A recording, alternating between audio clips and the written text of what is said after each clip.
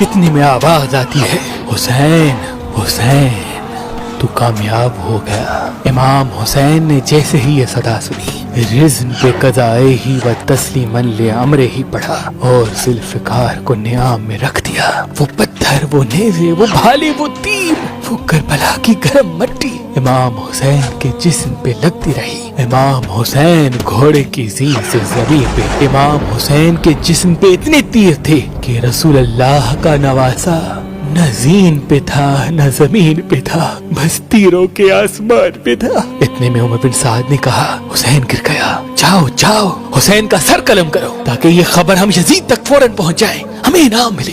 جو قریب جاتا ہے امام حسین کی آنکھوں میں رسول اللہ کا چہرہ نظر آتا ہے، وہ روتا ہوا واپس آ جاتا ہے۔ اتنے میں شمر کہتا ہے، یہ کام مجھ سے ہی ہوگا، خنجر دو۔ خنجر لے کے امام حسین کے قریب جاتا ہے۔ امام حسین کا سر سجدے میں، شمر آ کے امام حسین کی گردن پہ خنجر رکھتا ہے اور چلانے لگتا ہے۔ شمر دیکھی کہ امام حسین کچھ پڑھ رہے ہیں، وہ ہنس ہنس کے سوچنے لگا شاید حسین پچھتا رہے ہیں، قریب آ کے سنو تو کیا کہتے ہیں، پھر جا کے یزید کو بتاؤں گا۔ جیسے ہی کان قریب کر کے سننے لگا، امام حسین فرماتے ہیں، اے اللہ قبول کرنا، اس تیرے حسین نے تیرے دین کے لیے سب کچھ قربان کر دیا۔ اے اللہ گواہ رہنا، اس تیرے نبی کے نواسے نے تیرے دین کے لیے سب کچھ فدا کر دیا۔ اللہ کا شکر کر رہے ہیں، اللہ کی حمد و ثنا کر رہے ہیں۔ اتنے میں امام حسین نے آنکھیں کھولی اور شمر سے کہا، اے بدبخت، کیا تجھے پتا نہیں میں کون ہوں؟